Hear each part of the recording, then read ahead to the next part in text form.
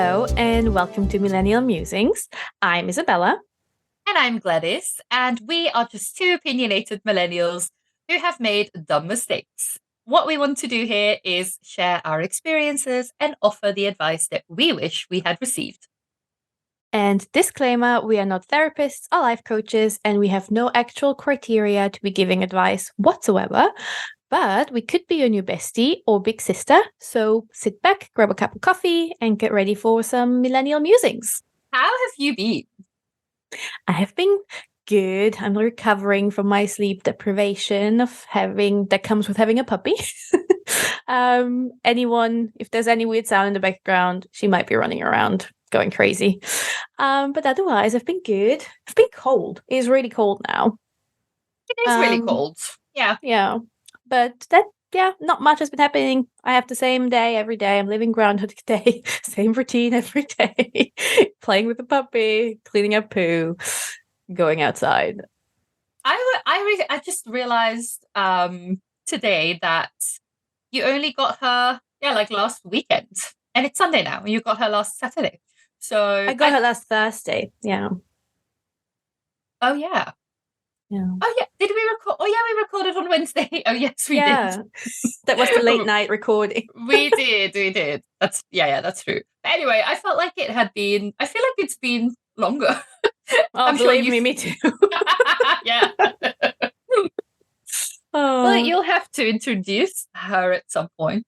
Yeah, we'll introduce her to the Musings community at some point. Yeah.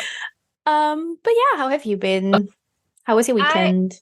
How was your birthday? Oh, it was good.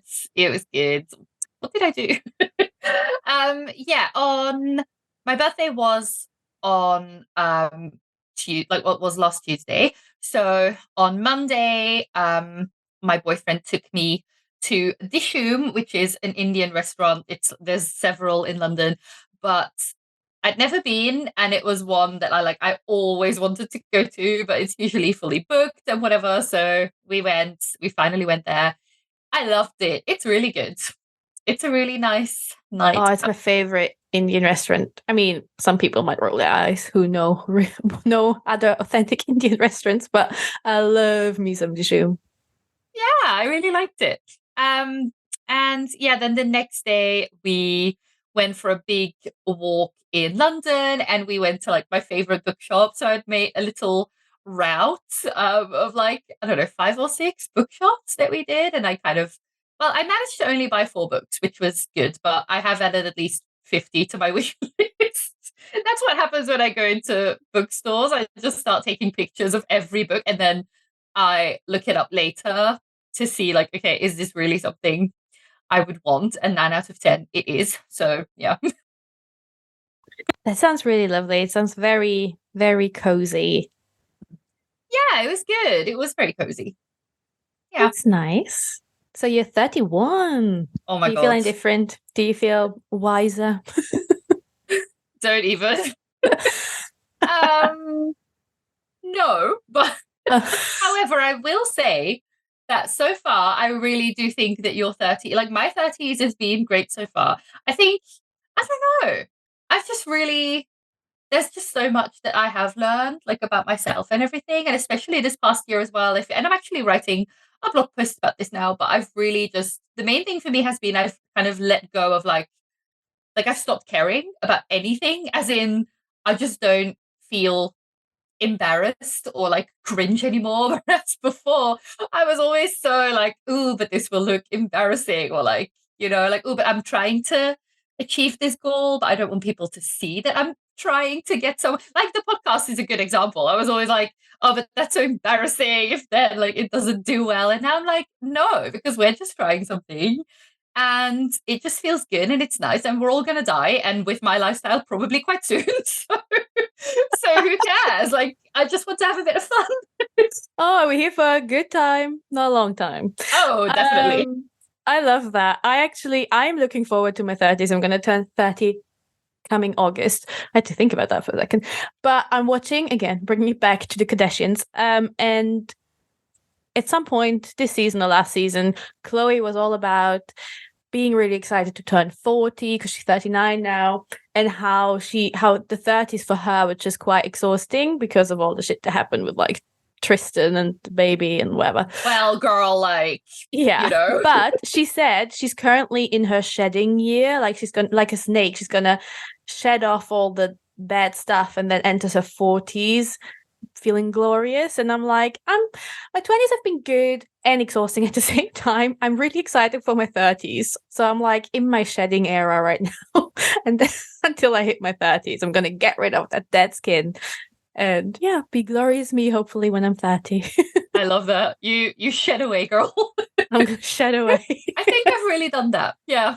But Yeah. also, yes, I mean, Chloe deserves some peace and quiet. Jesus Christ, she does.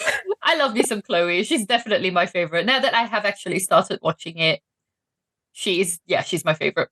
Yeah, I will say. I agree. Yeah. Although I don't understand. Sorry for everyone who does not care about this. But like, I don't understand how they keep being so nice to these men. I'm sorry. Like the whole thing. Now, where I'm now, like Tristan lives with her and everything. And then Chris acts like with all these men who have treated her daughters horribly. She's like, they're part of the family. They're basically my children. Like, what? Yeah, Why though? Chloe did say if someone would do this in the future to my daughter, I would kill him with my bare hands, and I would smile doing it. And I was like, yeah, that should be the reaction.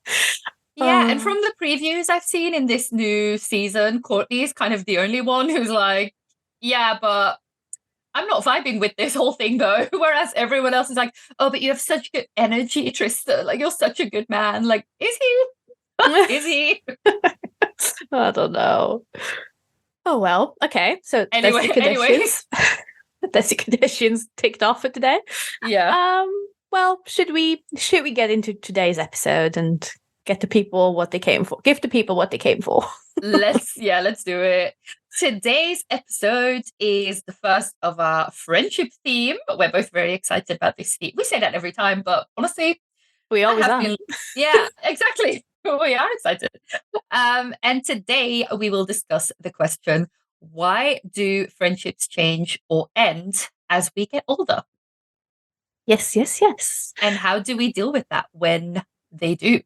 And to prepare for this, because we're professionals, we have we have read the book Friendaholic: Confessions of a Friendship Addict by Elizabeth Day.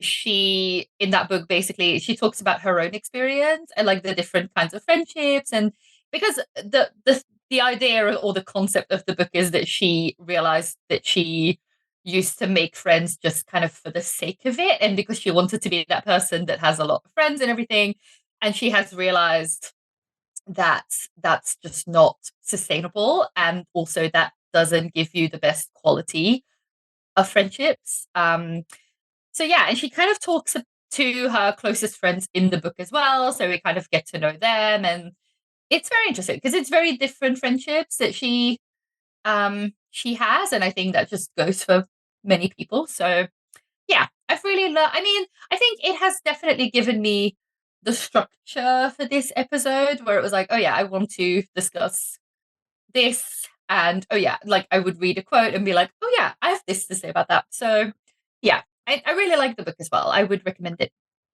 Yeah, it's a really good book, and it definitely makes you think about how you yourself approach friendships as well. I do have to say, I read a bit less than Gladys did.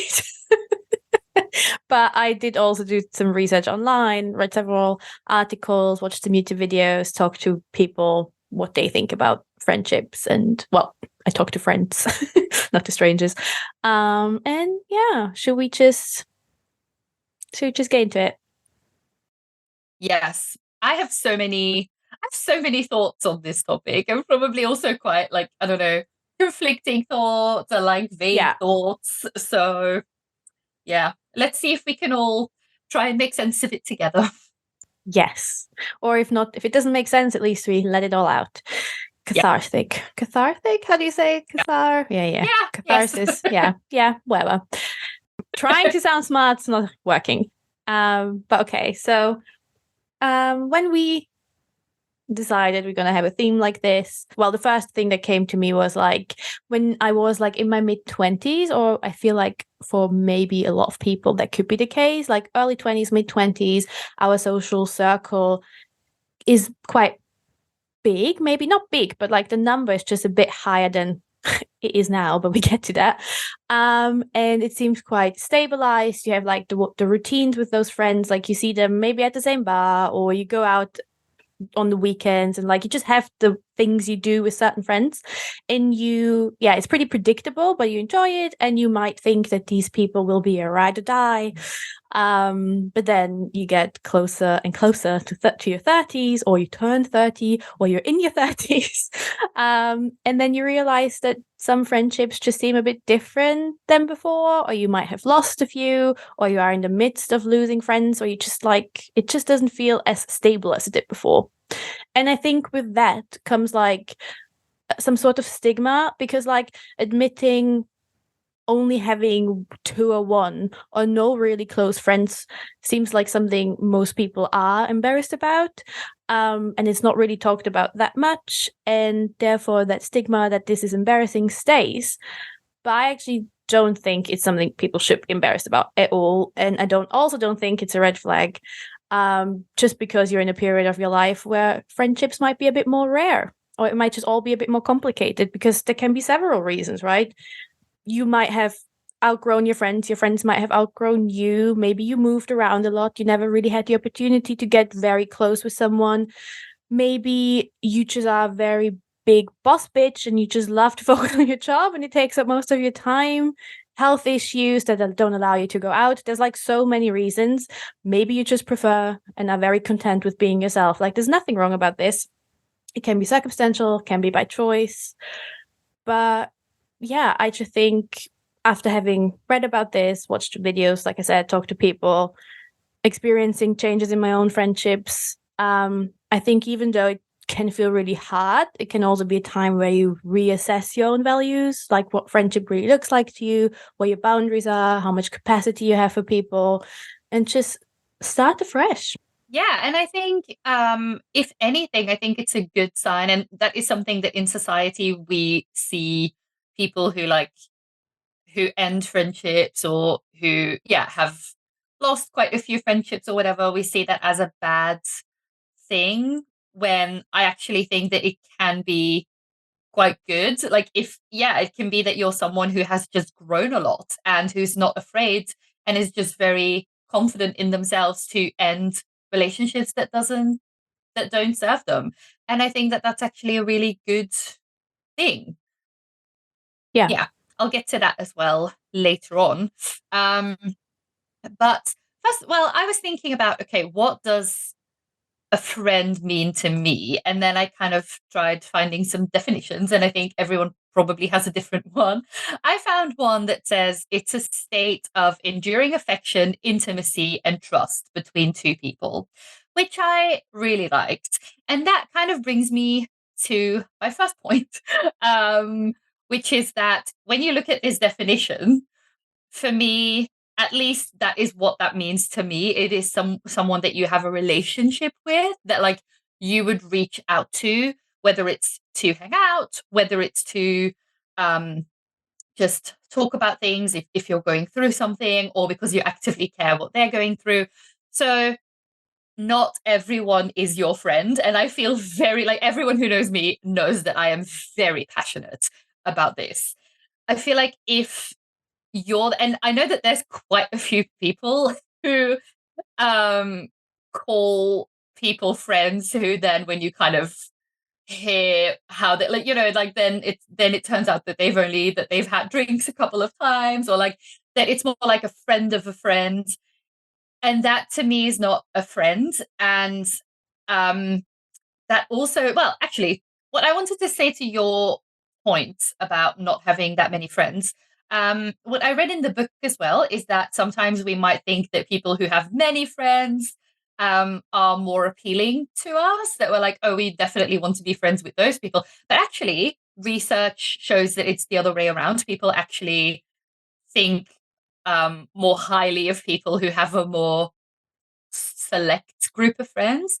And I definitely have that as well, because I feel like, and definitely as I get older, if you call basically anyone your friend, that tells me that you don't take friendship that seriously. Because, and this is, of course, one of the, I don't know, maybe issues that comes with friendship is that we use basically one word for so many different categories, because you can be best friends, like the closest friends, and your friends, and then you will also refer to people that you go out with as friends or something. Um, so yeah, we use that word, but I feel like we use that word very casually sometimes, and I don't think it should be. Like, I think it should have a similar meaning to, I mean, you wouldn't call anyone your partner or your boyfriend or your girlfriend. I don't think you should just call anyone your friend. Actually, and like I said, my friends know that I feel very passionately about this. And one of my friends, I think, probably told this to one of their friends. So kind of like we, like me and that other person, we know each other. We're like, we have a friend in common.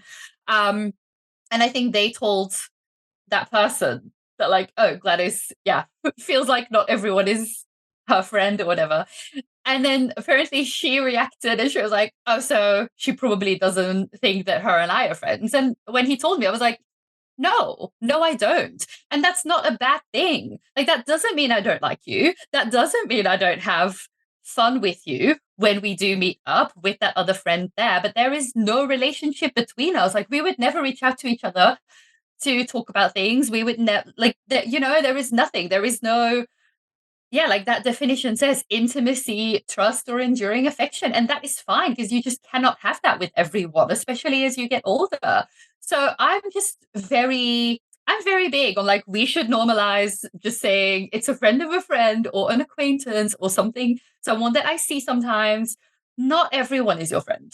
I don't know. There's just, I mean, I think we, like, the word acquaintances, for example, if we refer to someone like that, it's considered as such a, like, a bad thing, or like, ooh, is that all they are to you? But like, yes, and there's nothing wrong with that, you know. And I really, like I said, as I get older as well, and as I value friendship more as well, it's kind of, you know, I had a friend once who was talking about a person that was like part of their friend group, and they said something about that person, like, oh, they're our friend, but they're the friend that we kind of like the least. And that has always stuck with me, because I thought that was such a weird thing. Because then I'm like, okay, but if you call that person a friend and you call me a friend, then what does that say about our friendship? Then do you turn around and feel that way, say that about me as well, you know? So I honestly just feel like if you're the kind of person who just calls everyone a friend, that just makes me feel like you don't take the relationship that we have that seriously. Yeah, I agree. It's what she says in the book, right? Elizabeth Day, where she's like, if you have a friend that treats you quite badly, or you allow them to treat you in a certain way, then what does that say about me as your friend if you just allow everyone to be your friend? Oh, yeah, that was a bit that, and I have this as a paragraph in my notes as well. Yeah, also around like setting limits and everything. But yeah, she had a friend who, they were very close, and then that other person kind of started ignoring her more and more. And then they ran into each other on the street, and that other woman completely blanked her.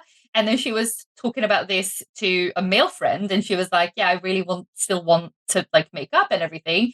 And then that friend was like, I would think less of you, and I would think less of our friendship if you took her back and if you became close friends with her again, because that will just tell me that you will be friends with anyone.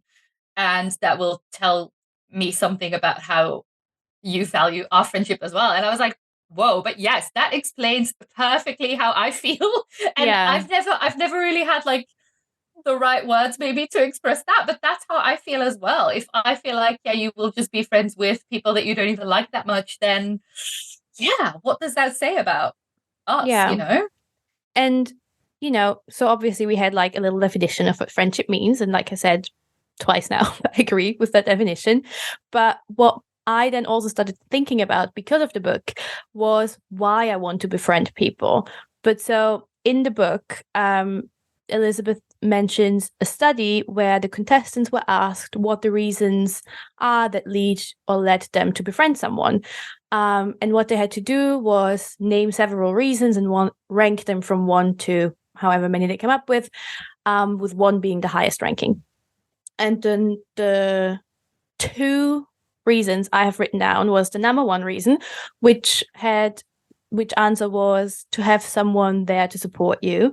And then the number 2 reason was so they do not feel lonely. And yeah, I started thinking why I want to befriend people. And then I thought, well, not too long ago, I would have probably said to not feel lonely. But now I would say it's because I want to have a connection with someone that can understand you and like have someone you can have more than surface levels conversations with. Of course, you will have small talk with friends and family members are very close to you as well, but you can't have those deeper conversations with everyone. So I guess in short, the answer is to have someone to connect with and go through life with in a way. And that to me is similar, like we already mentioned, to like finding a romantic partner. Like, I think finding a really good friend is as hard as falling in love. Like, you have to be lucky kind of to find that friendship crush that you're gonna have. Like, I feel like that spark that everyone talks about with like romantic partners can also be a thing in friendships. Yes, I agree. I think so as well. Good. You can definitely be in love platonically, I think. Yeah, definitely think so. But yes, you can't have valuable and close, affectionate relationships with like 20 people. You just can't. And also, as you get older, definitely why you make friends, I think, or the reasons why you want to maintain a friendship, I think, change because I think having less friends in your 30s, for example, is perfectly normal because when you're young, when you're a teenager or whatever, you're often friends because it's convenient because you live in the same place or you go to the same school and you see each other every day, or you bond over like, I don't know, liking a show, like both liking Harry Potter, whatever. I do actually have a friend who I bonded with over that, but we are still close friends to this day. But that can be all it takes. Like that's enough when you're a certain age, when you're young. But when you get older, your friendship has to withstand a lot more. Like you might move to a different country, as is the case with us. You might get seriously ill, you might have children, you might get married, you might get divorced. Like there are so many things that happen, and it becomes a lot more about like what kind of person are you and how much energy are you willing to put into this friendship.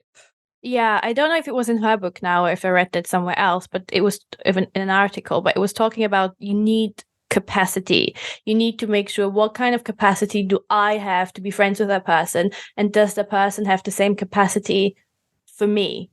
Which means you might go through something really horrible and you need that person, you need a support system, and is that person capable of being there for you? And vice versa. Yeah. That was in the book where she also talks about like how it's important when you meet someone to really think about, okay, what impression am I giving this person? Because it happened with her a couple of times that in her mind it was like, oh, we live in the same neighborhood now, so we can go for coffee every couple of weeks or whatever. But then the other person really got the impression like, oh, we're really close and we will be on the phone every day and whatever. And you just have to be honest with yourself as well. Like, do I have the capacity to give that to this person in this moment in time? Because maybe not. And maybe you already have close relationships and you just don't have the capacity to develop any more. And yeah, that is fine. But I think it is good to think about that. And that's definitely something that when I was younger as well, I had that thing of like, oh, but if I have a lot of close friends, then that will make me this kind of person, you know? Whereas, yeah, no, because I think you do have a finite amount of affection and support that you can offer. And like we said, you can't give that to 20. You can't be a good friend to 20 people. No. So I don't think we should try to be as well. Yeah. I think one problem that we have with friendship relationships is that we are kind of we get underprepared for those kind of relationships. Like you grow up, or you don't even have to grow up. You just go into a bookstore and you will find several books about how men tick, how to get the man of your dreams. It's like what you have to do, all these kind of self-help books to land a relationship. And then you don't get any really on how to make friends, how to maintain friendships. Like all of those things aren't really set as important. And I think that's also why with friendships, they can get really weird. And I know we're going to have a whole episode about this, but like there's never, when a friendship ends, there's not often a clear cut-off point, or when you have friendship issues, how is it going to be handled? Like you don't, in a romantic relationship, you're angry at each other, maybe you have a little discussion and then you take 5 or take some time, calm down, you get together, you apologize, you try to make it all good again. And with friendships, I feel like everything's always like in such a gray zone. Like you might have an argument, but then like we had an issue, right? Last year. And then, yeah, we took some time to cool off, but then we had a grown-up conversation about it.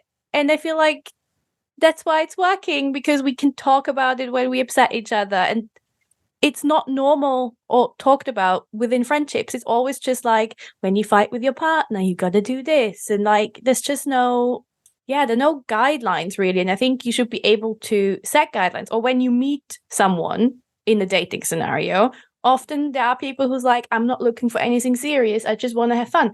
That should be a thing with friends as well. Like if you are just looking, you have a close group of friends, but they don't really like going out and you're a real party girl, then you might just find some people who you can really just go out with. But then you should be able to communicate that. Yes, you should. And that's the thing, we just don't have that terminology, or it's just not considered normal. Like most people would probably find it a bit weird if you'd be like, okay, so here's exactly what I want out of this relationship, when that's not weird with romantic relationships, or sexual relationships. They can be very defined, like what are we, what are we not. But with friends, you kind of fall into it. Like before you know it, you hang out a lot, and then maybe, and that's why often it happens that one person thinks that you're closer than the other person thinks, and that is extremely painful. And I've been on both sides of this scenario. But then also with romantic relationships, like it wouldn't be normal to just not talk for like a couple of months the way that you would maybe with friendships if you need some space. Or with romantic relationships, it would be like, okay, we have a problem. Well, of course not always, because there's romantic partners who will just disappear out of nowhere as well. We're talking about a healthy romantic relationship. Yeah, because in a healthy romantic relationship, you will talk, and then, be like, we might go to therapy or whatever. But then with friends, you don't really. So it gets into muddy waters very quickly, where you're like, where do we stand? What is this? Like, yeah, it's just not that clearly defined. And then also, of course, with friendships, it's like with romantic relationships, in many cases, the agreement kind of is that you have one partner. Of course, not always, but well, then that is also very clearly defined. Whereas with friends, it's like, okay, are we each other's best friends? Do you have like 5 best friends? Like what? You just don't know. There is always that question of like, does the other person feel the same way about this friendship? And often you realize no, and that is just that's a very painful thing. Yeah, it can be. Really can be, but we're going to have a whole episode about friendship breakups for everyone, so stay tuned. Yes. I also wanted to say, kind of like what you said, there also just has to be that safety with friends that you can bring these things up, because I've had situations where I felt afraid to bring things up, or I would bring things up and then it would get super awkward, and then I would feel silly, or like I would be like, why did I even think I could just bring this up? I should have known that this would become a whole thing. But that's not healthy. Yeah, you shouldn't have friendships where talking about the issue makes you anxious. Like, again, if you compare it to a romantic relationship, if I would have an issue, I could sit down and say, look, this is how this and this made me feel, and then we have a conversation about it. But I feel like often with friends, And I don't want to go into gender specifics, but I feel like especially with female friends, it can be quite tricky having these conversations sometimes. Well, it shouldn't be, but it can be. Because yeah. Well, my example was a man, but I think there was also some other tension going on there, probably. But yeah. Wait, I'm gonna cut this out. Was it? Yes. Yeah. Okay. I mean, you forget to cut this out. Okay, so also, while I was Googling, researching the topic of friends, I came across quite a few articles that said that millennials specifically are like, described as one of the most lonely generations. And I kept digging and I found a study done by the market research company YouGov. And yeah, they basically said that the social media generation is the one that feels the most alone, and that their new data, which was in 2022, finds that millennials report feeling lonely much more often than their Gen X and baby boomer counterparts.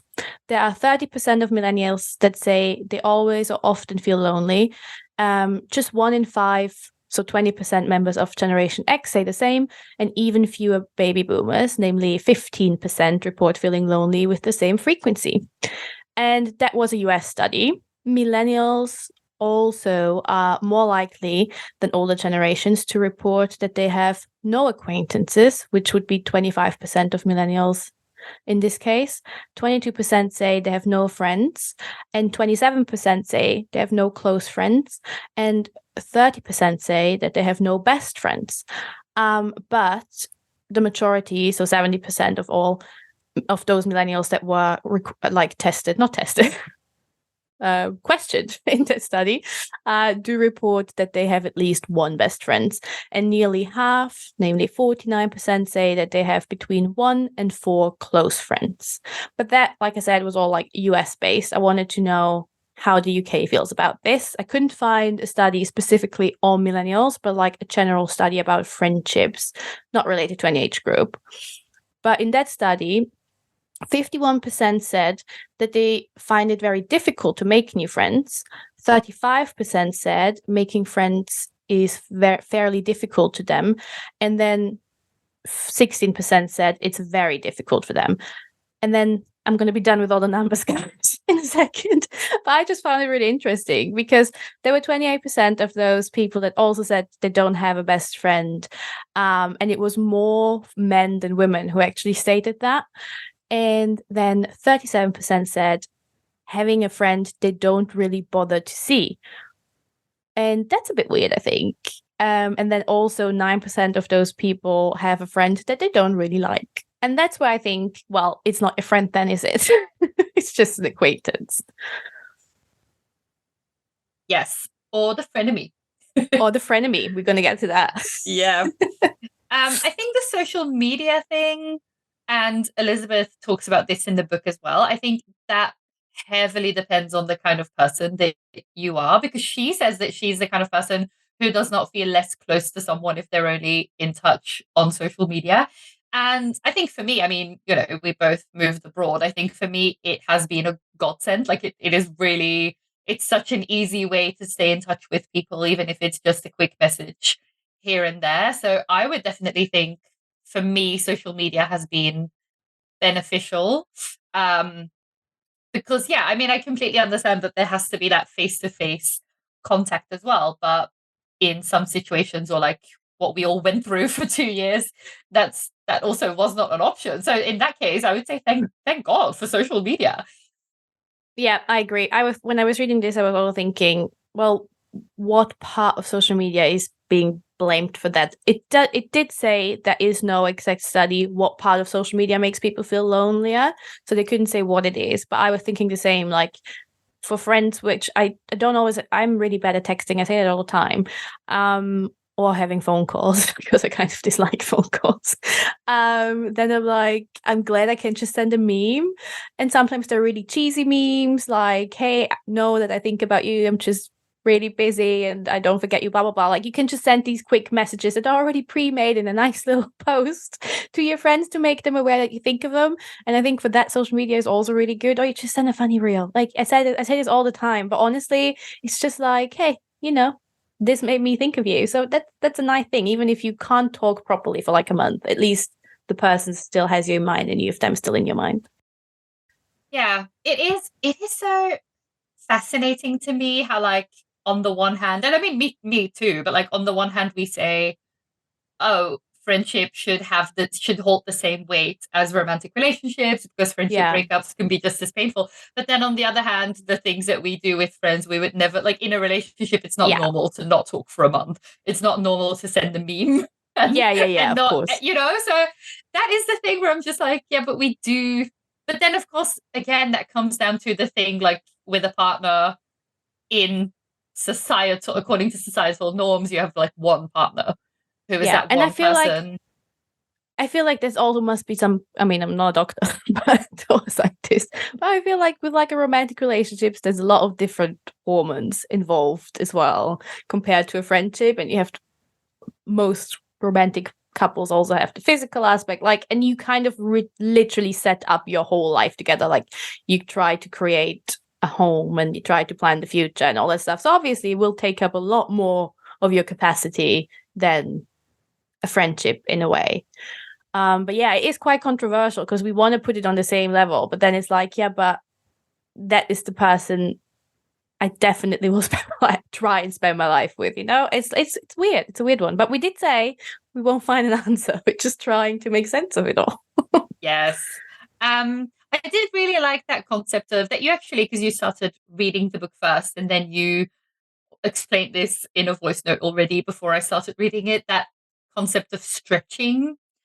What was it exactly that you need to think about friendships like a muscle that you train? That you can stretch. Yeah, or you can train to stretch a certain distance or wherever muscle stretches into. I don't know. But yes. And basically that like both parties need to be willing to put in the work. Yeah. Which, yes, because that made me think about my friendships and how, I don't know, it's like with certain friendships, it feels like it's, because, I moved just like you, I live abroad. Most of my close friends live in Belgium. And there are friends with whom it just feels like it's zero effort to be part of each other's daily life. Like my best friend and I've discussed this before, we send each other voice notes. Basically, we never call because I, just like you, I absolutely hate phone calls. We don't even video chat or anything. We just message every day. But I feel like we're closer. We're definitely closer than ever, than even before when we lived in the same city. And it's so effortless, like it's just so normal. Every time something happens to me or I feel like, oh my god, I need to tell this to someone, then she's still the first person that I will do that to. And then with other friendships, it feels like you both really want to stay in touch, but it's such a thing. And I think it just really depends on also the types of people that you are and also just the nature of the friendship. Because with some friends, like if we didn't talk for weeks or even a couple of days, it would be weird. Like it would be an issue. It would be like, what on earth is happening? Even with us now, I feel like if we wouldn't talk for a couple of days, it would be like, what's going on? Actually, this reminds me, I have this one friend. We send each other random messages sometimes. So she basically sent me a message saying, if your boyfriend would kill you, how long would it take for you to be missed? And I was like, oh my god, probably quite a while because I don't talk that regularly with people. And then she did remind me, what wouldn't Gladys worry? I was like, yeah, probably if I don't show, at least if I wouldn't show up to the next podcast recording. I would. I feel like you and Azina are probably the two people who would be like, what? I think Azina she would call the police after like a week or something. Yeah, you're definitely always on top of my WhatsApp, what do you call it? messages list, whatever. Yeah. Oh yeah. But no, like you said, I think I'm gonna be a bit vulnerable here right now, but that's what we're here for. Maybe someone can relate.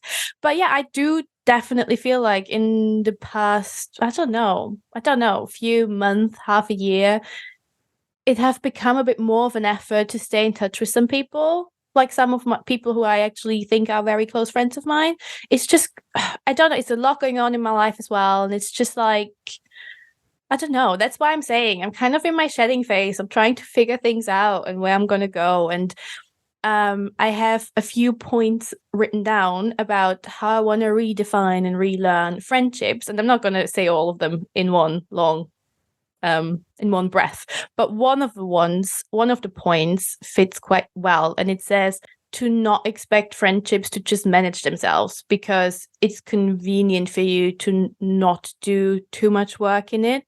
Like just as you address the way you want to be loved or tended to by a romantic partner again, sometimes friendships need updated guidelines and like a conversation on how to best show up for the people we love. And again, you can have really close and really good friends, and it might really work for you all that you just message each other once a month or have a phone call once a month or meet up once a month. But for some people, you just need a bit more. There just needs to be more. And that's why, yeah, you should have those conversations in a way. Yes. Yeah, I was thinking about that as well.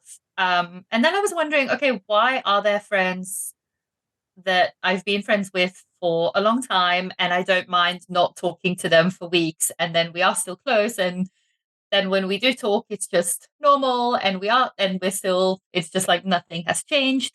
I think it's because, yeah, again, just the nature of the friendship and how it's always been. I think when it gets awkward and when it gets a little bit like you probably need a conversation around it is when you were used to more, like being in touch more, or there was a point where you were in touch every day, and then it gets to a place where texts go unanswered for weeks or something.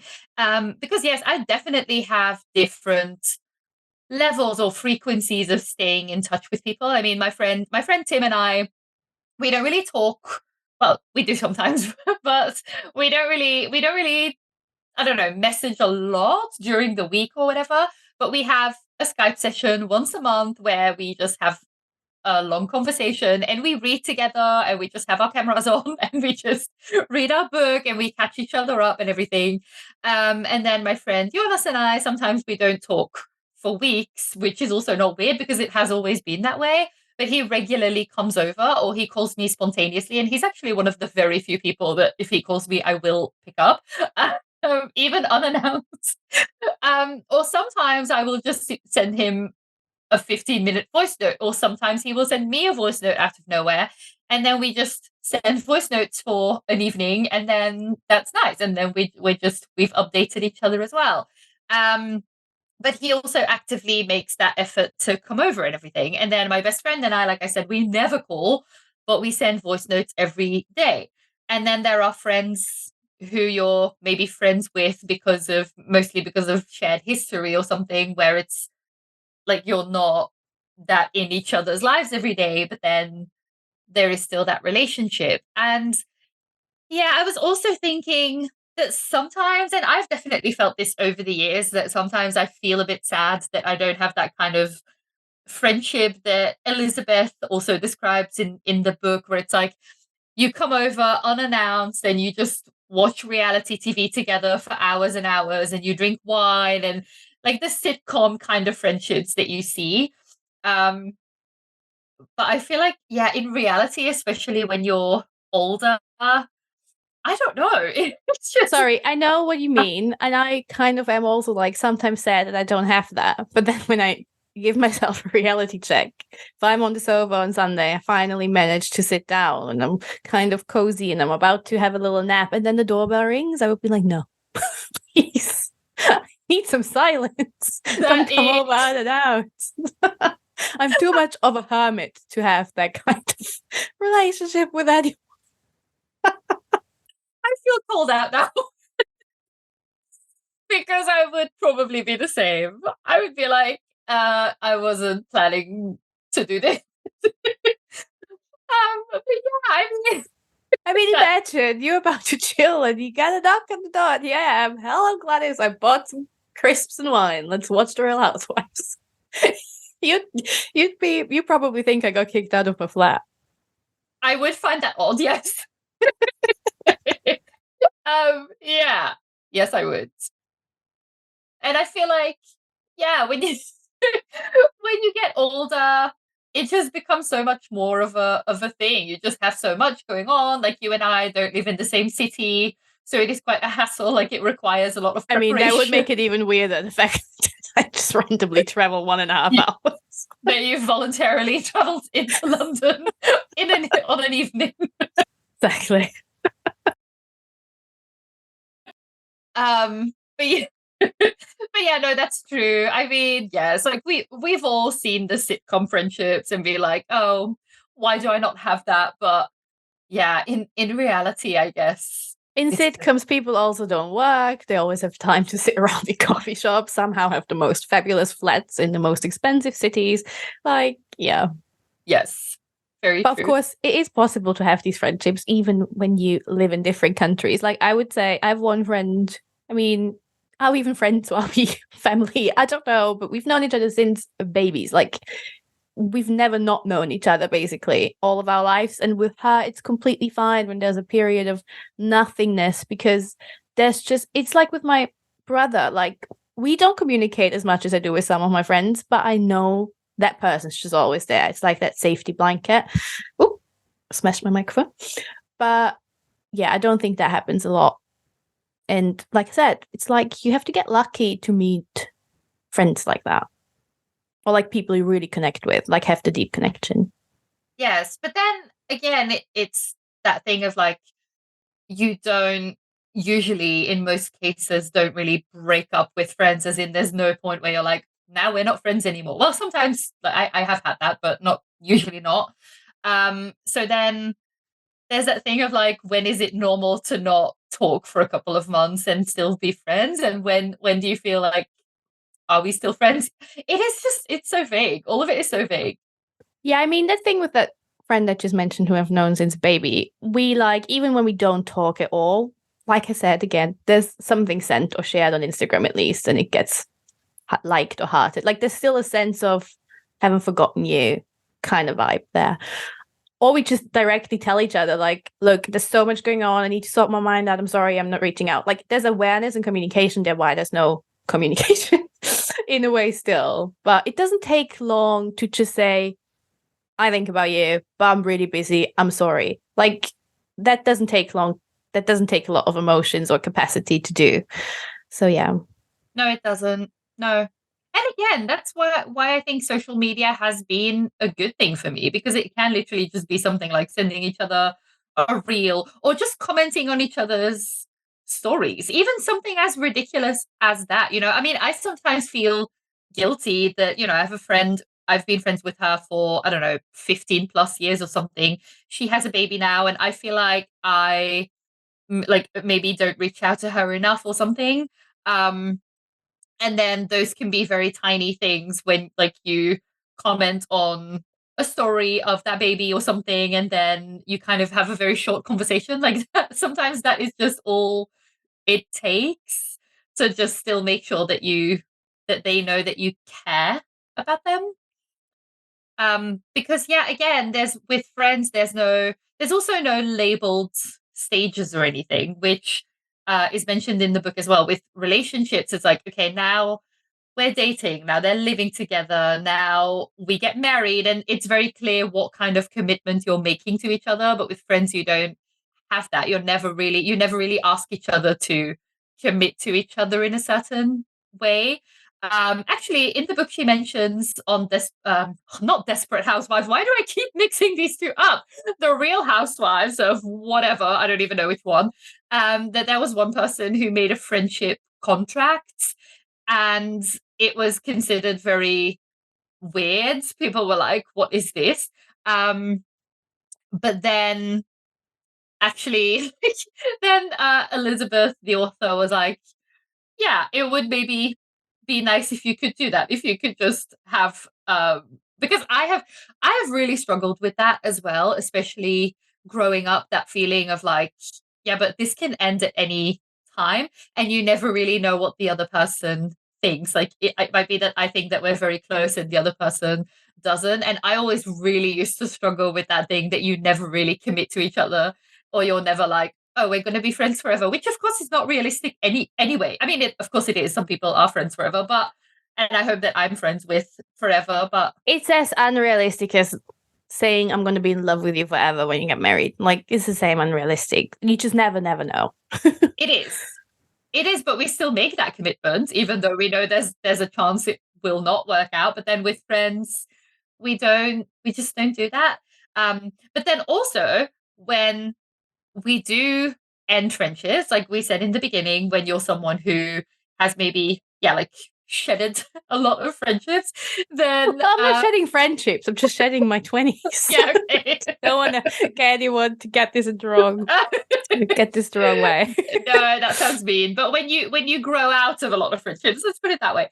When you grow out of a lot of friendships, then sometimes people can look at that and be like, oh, she can't have long-term friendships or something. Like, what's her issue?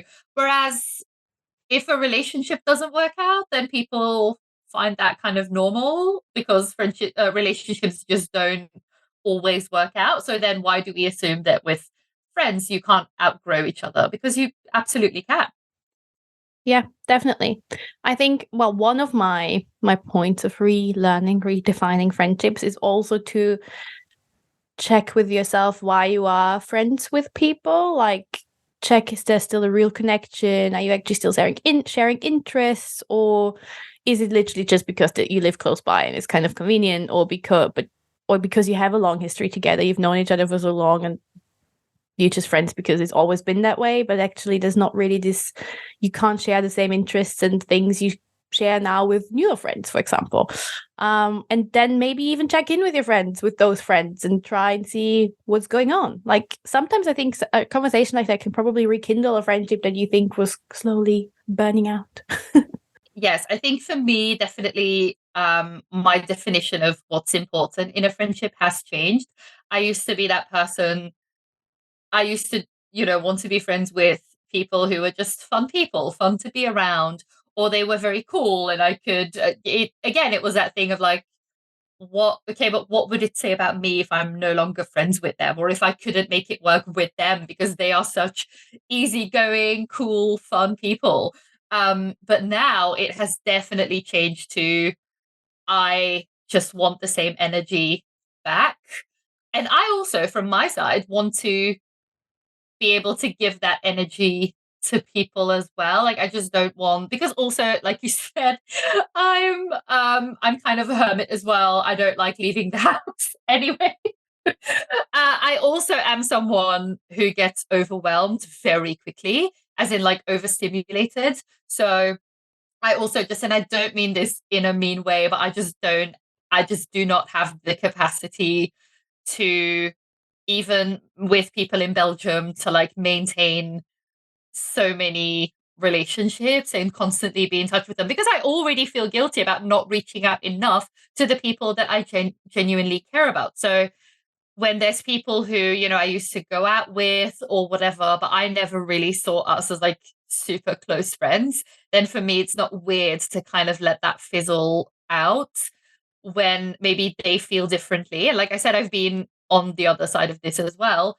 But yeah, I just want to be more honest with myself about that now as well. Like, do I still want to make an effort to stay in touch with that person, and why? Is it just so that I can say that I'm in touch with a lot of people, um so because I was also thinking, would I want to be friends with me? Like, am I a good friend? Because we said this about relationships as well. Like, it's good to ask yourself, would I want to be with me? And I think, yes, I'm a good friend now. I've definitely had to like learn about and also appreciate friendships more. Um but I'm a good friend to the select group of people that I consider my friends. I think I'm probably not the best when, like I said, when and it's never from a place of malice, but like when I consider someone more like an acquaintance, or someone that maybe I used to be friends with, but then it got to the place where we just don't talk for like 6 months or whatever. And then when they reach out, it's often the thing of like, I never actively am like, oh, I'm not going to reply to them ever. But it becomes that thing where sometimes I just am overwhelmed and I'm like, oh, I'll get back to them in a couple of days. And then before you know it, it's been a couple of months. 3 months. and then you feel like, oh, now it's this thing. Like now it's quite a big thing, especially if then they reach out. And this is, okay, I'm here to be honest as well. This is my toxic trait. The more you start then reaching out to me, you're lowering the chances of me replying. I mean, what I mean is like, if you have already reached out to me on WhatsApp and on Facebook Messenger or whatever, and I haven't replied, like there is no need to then also email me, could try and call me, like what? And because then it becomes so overwhelming, because then it becomes like, oh, now I need to explain myself. Like now this has become such a thing. And now it will, if I then reach out, it will become an entire discussion that honestly I don't think that we should have, because I don't consider us that close. And it's very painful. And again, I've been on that side as well. But I think that is just, and is it the nicest thing to do? No, it's not. No, it is not. And not replying to people is not the it's not the nice thing to do, but we've all done it. Like literally every single person has done it.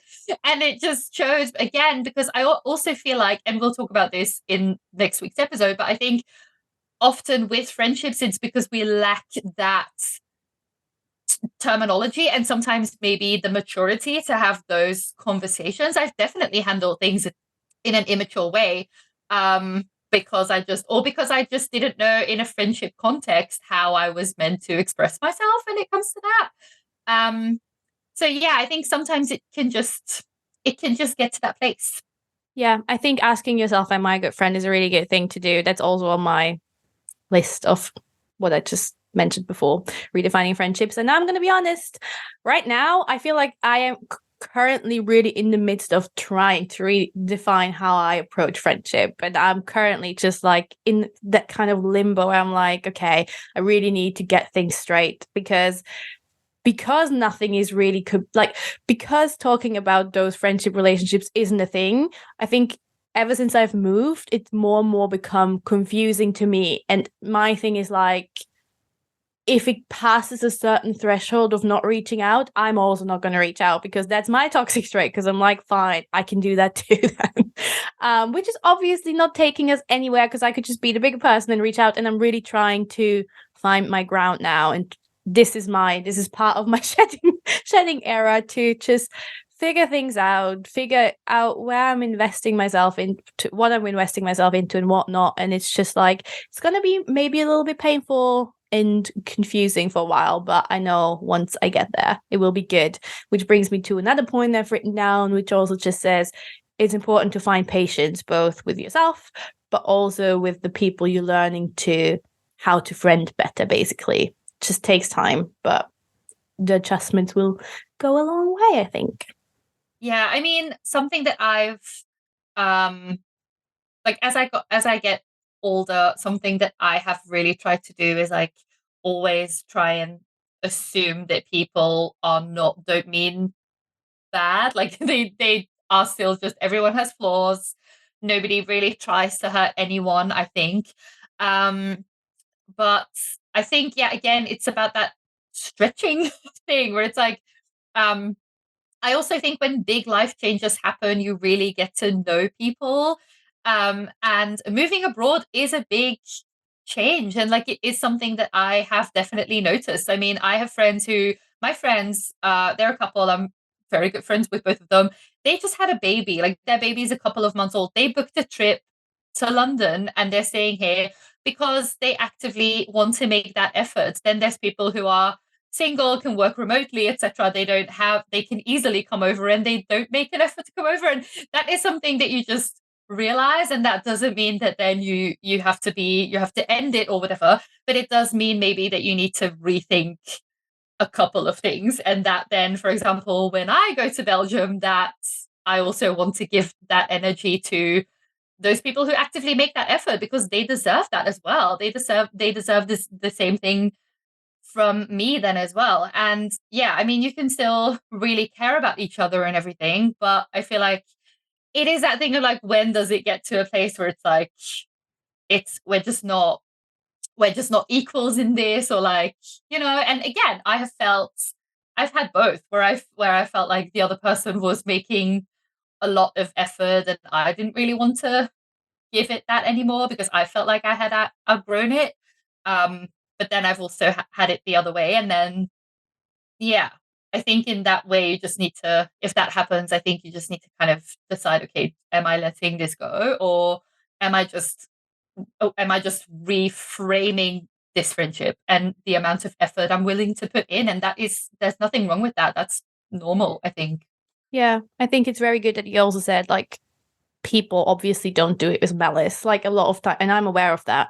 But it is that thing of, even if you don't do it with malice, I'm obviously not on your mind, or vice versa. So like, does that not just say already something? Like, a redefinition of that friendship might be a good thing, not ending the friendship like you just said, basically. No, and I mean, with and we have talked about, I mean, we have an entire episode about this, but with things like moving abroad, and again, like, I don't mean it in like a bad way or a shady way or whatever, but I was very, especially in the beginning as well, very much like trying to almost convince people to come over or whatever. The truth of the matter is, if people wanted to come over, they would come over. Of course, unless you just don't have the resources or your circumstances just do not allow you to do that.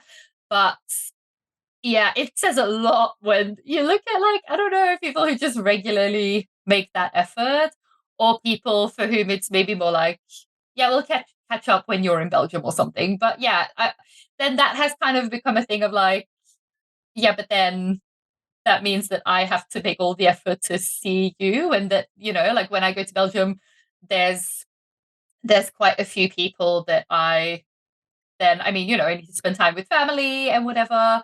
Um, and yeah, like, you can't expect to be a very big priority when there's no effort from the other side, and that's just what it is. And that's okay now. Like, I've really learned to, like, not get worked up about that, or like get hurt about that, but just be like, okay, but then I need to just kind of make, like, yeah, come to conclusions as well about how much effort we're both willing to put in. Yeah, agreed. It is what it is until it isn't. It is what it really is. It really is what it is. Okay. What else do you have? I think I'm almost through my notes. Yeah, you said earlier that men especially say that they don't really have close friends, or like don't have a best friend or something. And that was addressed in the book as well.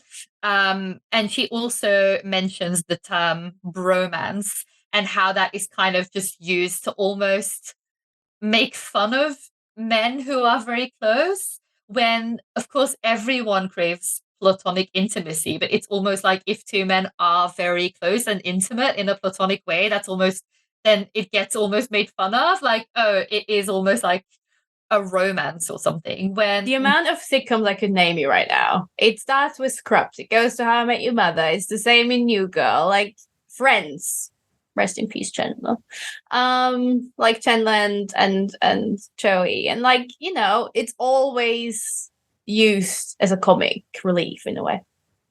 Always, like that time Joey and Ross fall asleep together, and then they're so embarrassed about it. When it's like, no, they just had a cuddle session. Like, that should be considered normal. And then what I read in the book, which I really liked, was that we have this idea as a society that how friendships and also community started is from the hunter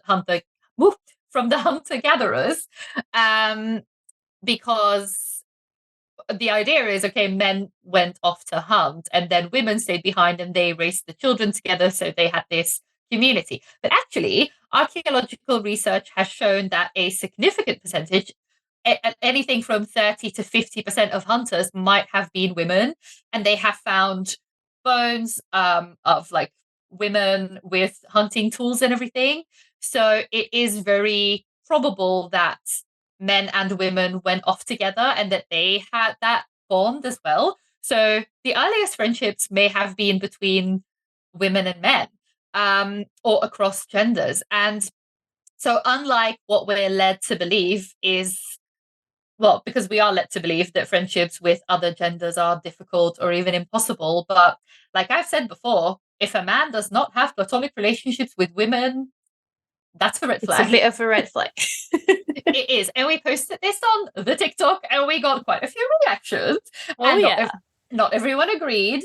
But there was this one woman who said something like, do we do the same thing for them? Do we like befriend them to show men that we respect them and everything? And then someone reacted and was like, I need you to read that a couple of times and really think about what you're saying. Like, I am not saying we need to actively be like, look, I can be friends with other genders. I'm saying if, as a man, there is not one woman that you, in a platonic way, are like, I want to hang out with this person, that just tells me that you only think with your dick. Yeah. Sorry, I was just going to put it that way. Yes, that you think women don't have what it takes to, like, I don't know, earn your respect platonically or anything. And no, it's a red flag. I will die on this hill. No. I love it. And then, sorry, did you want to say anything else to this? No. And then, because, like I said, that is read a bit more of the book than I did, you've had a read of the frenemy section, didn't you? Do you want to tell me and all our listeners about that part? Yes. So in that chapter, Elizabeth talks about a friend that she has, and she does say towards the end of the chapter that they're still friends. But I kind of want to know if they are still friends after that person read that book, because she talks about this kind of friendship that she has with someone who, and we have all been there. Literally every single person has been in this situation. I'm sure of it. You have this friend who is very nice and loving and fun to hang out with, but they also kind of sometimes make these small jabs at you, or they say these things that are jokes. Like they will say these things, and then when your face falls, then they're like, I'm just joking, I'm joking. But you kind of after a while start wondering, are you? Are you joking? And yeah. Sorry, it doesn't even have to be a joke. It can just be a comment where you're like, well, but is that? I know you didn't use a rude word, but was that just an insult? Yeah. So she, for example, says when she got engaged that her friend, who was a man, said something like, I can't believe that you managed to find someone, or something like that. And when her first novel came out, that he was like, oh yeah, I read it in the bath in like an hour because it's such a quick read, which like I don't care how fast of a reader you are, you don't read a 400-page novel in 1 hour. So either he just like scanned it or something, or was just like, yeah, I don't care about this. But then it's also like, why do you feel the need to say that? Like, I don't know. And I have had these situations definitely where I feel like, are you joking, or do you mean this in a nice way, or are you kind of trying to tell me how you really feel about me? I don't know. And so then that also kind of has to do with the dynamic that often I think what we see in friendships as well is maybe the friendship, and she says that when she thinks about this now with the friendship with the woman who blanked her when they ran into each other on the street, when she thinks about this now, that they were never on equal footing when the friendship started out. And I think that can happen a lot as well when the friendship is maybe based on like one person being, I don't know, less what society would consider successful or something, or like, oh, one person is dating a lot and has a lot of like, I don't know, luck with men or whatever, and then the other person doesn't and is like the single friend, or like, oh, I've definitely had it where I was like the uglier friend, like the fat friend. And Sorry, you told we don't have to put it in the podcast, but didn't you tell me one time? Wait, there was one message. I was so shocked when you sent it to me. It was, I don't know.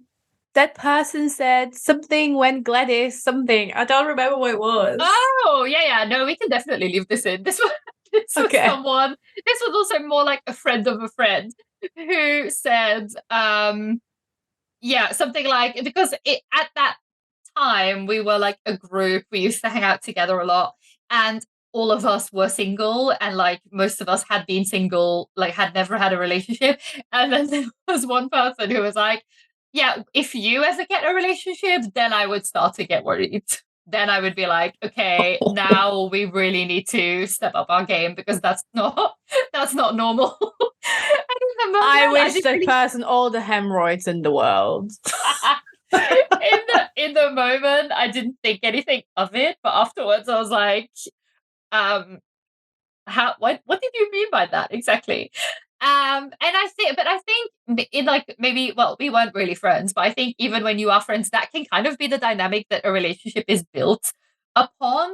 And especially, and you kind of touched upon it earlier, with female friendships, because this is something that I've really been thinking about recently, is that idea of like women being friends and the sisterhood and everything. And don't get me wrong, like my closest friends, well, no, they're very mixed, I would say, but my best friend is a woman, and I have very close friendships with women, and it can be the most beautiful and enriching thing. But I think sometimes, from like a feminist message, we sometimes almost make it sound too rosy and nice, with that whole thing of like, oh, women are just the best, and women lifting each other up and everything. And yes, in an ideal world, absolutely. But let's not pretend that we're all 100% with the program here. And I've definitely been there as well. Like, I've made mistakes when it comes to this, but I feel like in reality, there is an ugly reality to women being in friend groups. And of course, this is all due to our favorite, the patriarchy, who teaches us that we need to compete for jobs, for attention, and for romantic partners. Because let's be real, like, I feel like people sometimes pretend that they have never, when they had a crush on a man and he was in a relationship and they looked at that woman, the first reaction was not like, oh, why is he with her? Like, she's ugly, she's this, she's that. Like, that is in reality still very often how women interact with each other. And yeah, that brings me to, there can be friendships that, like, when you look at it from an outsider perspective, look very close and do look like these two women who like are lifting each other up and everything. But maybe deep down, there is that kind of understanding of like, one person is in control a little bit more, or the other person is just considered less of a threat. And then maybe when the circumstances change, all of a sudden that just throws the entire thing off. Yeah. And we talked about this before, but it's also the same, or you can see it a lot when it comes to supporting friends or how you support your friends. They can go through anything. Like we said, a big life change. They might build a house. They might get married. They might build their own business, and then that's when you kind of see who treats you what way and who gets excited with you and who maybe just steps back and says nothing. Like, I think saying nothing, or as someone who is considered a close friend, can mean a lot. Can say a lot. Yeah. She talks about that as well, with that same friend who would then go to her book launches but has never mentioned the book to her once, or like never said anything like, I'm proud of you or whatever. Yeah, that does say a lot. At this point, let me say the last point I have in my redefining friendships list, and that would be that we just also need to allow mess ups to happen in moderation, and that we have to give space for forgiveness and resolutions, even if that resolution means that the friendship will maybe not be the same as it was before. But yeah, mess ups obviously happen. Like, I don't think people should just be cut out of your life because of something. There should always be a conversation had before. But again, we will talk about friendship breakups next episode. But yeah. sometimes shit happens, you know? And then you just wipe it up like I do every day since I've got a puppy. Yeah. Oh, cool. It's been a big one, I think. I know. I do feel like I just went to therapy. It does feel a bit like a therapy session, yeah. Well, unfortunately, we're not sponsored yet by BetterHelp, but maybe one day. This will be the episode that will get BetterHelp in. Do you feel gloomy during winter? Well, with our codes. Our code Muses gives you 20% off. No, it doesn't. This is not a fake advert. Oh my god, Muses would be a good code. I need Emma to reach out to me. I need some new pillows. Come on now. I bought a memory foam pillow at IKEA when I was there, and I do have to say it's good. It did say it's for side and back sleepers, and I am a full-on front sleeper. But since I've got that pillow, I'm kind of just sleeping on the side now, and it's good. Is it a hard one? It's quite hard. You couldn't do a pillow fight; it would break someone's neck. So Emma has these as well. That's like the original Emma pillow. And I got one for free because my mattress was delayed. So I was like, you know what? Throw one of those in there so I can try it, because I've been hearing so many people, also just in my family, who say that once they started using these firm ones, that they just completely were converted and they only use that one now. I can't do it. I cannot. Yeah, my boyfriend doesn't like it either. Oh, I slept on it for maybe 3 hours and I was like, this is not working. It's like sleeping on a brick. No, not for me. I need the fluffy hotel pillows. Yeah, no, I like it. I like it hard.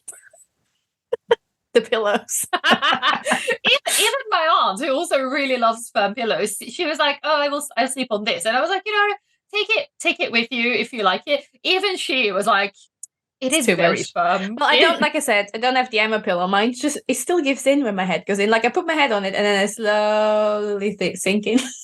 That one does not. I feel like that one really does not. I don't know. I'm not a fan. No. I love this excursion we just took.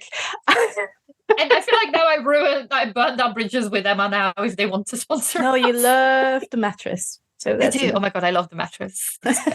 Okay, maybe before we go anywhere else, let's get to our recommendation. Oh, do you have some books? Or should I start with my... I do have some books. I do. I'll start. The first one I want to recommend is Expectations by Anna Hope. And I'm just going to read the little blurb. Is this the right one? Yes, it is. Hannah, Kate, and Lisa are young, vibrant, and inseparable. Living on the edge of a common in East London, their shared world is ablaze with art and activism, romance and revelry, and the promise of everything to come. They are electric. They are the best of friends. 10 years on, they are not where they hoped to be. Amidst failing careers and faltering marriages, each hungers for what the others have, and each wrestles with the same question: what does it take to lead a meaningful life? I think that is just perfect. I think that fits this topic so perfectly. That idea of being friends because it's convenient when you're younger, and then really all going a different path in life. And maybe even having that jealousy or that feeling of like, why does it come so easily to you and I want this, and how that can just definitely impact a friendship. So I'm literally ordering it right now. You sold me that one. Oh, okay. Great. Go ahead.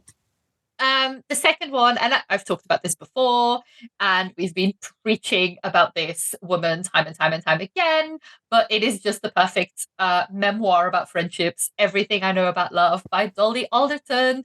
It's just so good. I just can't get over it. Yeah, I agree. It's in my recommendations as well, so I'm not even going to name it then, because there's a series about it, and it just has, it has a great depiction of friendship and heartbreak, and friendship heartbreak, I mean. Yes. And then a queer novel about a group of friends during the AIDS crisis. It's almost a little bit like Pose, but then as a book. The Great Believers by Mackay. I don't know how to pronounce that. Mackay. I had a teacher called Makai. Oh my god, I completely said the wrong name. I actually said the teacher's first. Another beep is going to be added. I literally just wrote, I actually wrote this down. I wrote down my old teacher's name because the last name is oh my god. Okay, it's very early. I did this very early this morning. So, The Great Believers by Rebecca Mackay. I know that there's also another book that people say is the ultimate book about friendships. It's called A Little Life. I hated that book. I hated it. And it was such a massive hype. And it is a play now, even in London. I cannot think of a more depressing thing to go and watch. Like, I'm sorry. That book was not for me. I despised it, honestly. No, dude, no. So I would not recommend that one. But let me know if you did like it. Okay, thank you. Thank you. Well, I have 2 recommendations. Well, 3, but I already mentioned the Dolly Alderton series. So the other one I have is a movie called Frances Ha. Like Frances H.A. is the second name. And this movie is actually starring Greta Gerwig. And she's playing Frances. And yeah, it's just about the relatable characters, professional and friendship struggles that she's going through. They intensify, all those struggles intensify when her roommate and her best friend moves from their shared apartment in Brooklyn to an expensive home in Tribeca, leaving Frances basically homeless, and she has to couch surf between other friends' houses. And yeah, her life just is on a downward spiral. But Sophie, that's her best friend, her life is only getting better, and it causes confusion and pain between the 2 separated friends. So it's a really cool movie. It's quite artsy as well. Like, it's nice.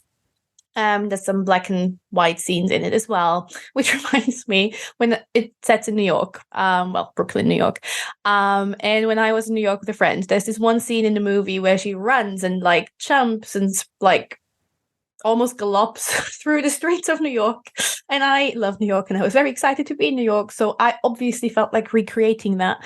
So I was jumping alongside the roads in my blue dress. And with all the jumping and moving my legs, my underwear went up my bum and my dress went all the way up. And my friend behind me, I just didn't hear her for a while anymore. When I turned around, it was because she was dying of laughter. Because I showed her the moon. Anyway, the Great example that sometimes fiction should be fiction. Yes, maybe. I mean, I had a great time. Didn't get arrested either, so it was fine. And then the other one is an older one. Well, older one. It's one that probably most people know. But I was thinking of Bridesmaids as well. The one with Melissa McCarthy in it. Where they all get food poisoning. I hate that scene so much. But it is a comedy where it's mainly about the friendship between the bride to be and her childhood best friend. Again, it's very similar to Frances Ha, where like the lives are just very different when it comes to what society sees as a successful life and whatnot.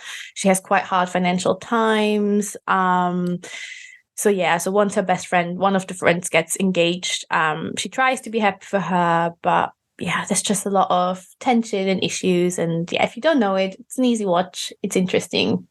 And yeah, go for it. And then actually, I was thinking of one more. I didn't write it down because it's a big stretch. But I think the horror movie, because it is about a group of friends. And yes, it's a horror movie and there's a scary clown. But especially when you read the book, like I got goosebumps because of one of the scenes in the book where the friends just really become that solid friend group as children. It obviously all changes once they're older, but also they go through quite a lot of clowny trauma. So you might not want to be reminded of that all the time. Clownery. A lot of clownery. But yeah, I think it really, especially the book, there's like nice friendships between those children, and they call themselves the Loser Club. And I even had to buy that jeans jacket because I wanted to be one of them. Well, minus the clown. So yeah. That's cute. It's kind of like Stranger Things. Oh yeah, same they get vibe. bonded, well, by trauma. But then also there's that bit where a couple of them move away, and then there's that whole thing about like growing up, and when one of them is like, yeah, I still want to just play Dungeons and Dragons together, like nothing has changed, and you've all got girlfriends, and then the other ones are like, did you honestly think that we were going to do that for the rest of our lives? And then they don't play D&D anymore, and then the next season starts 2 months later with them all joining a D&D club without him. Yeah, the kick in his face. Yes, I would be fuming. Yeah. Oh, bless him. Yeah. But yeah, those were the recommendations. So this has been a bit of a longer one, but there was a lot to say. It turned out to be a therapy session. I enjoyed it a lot.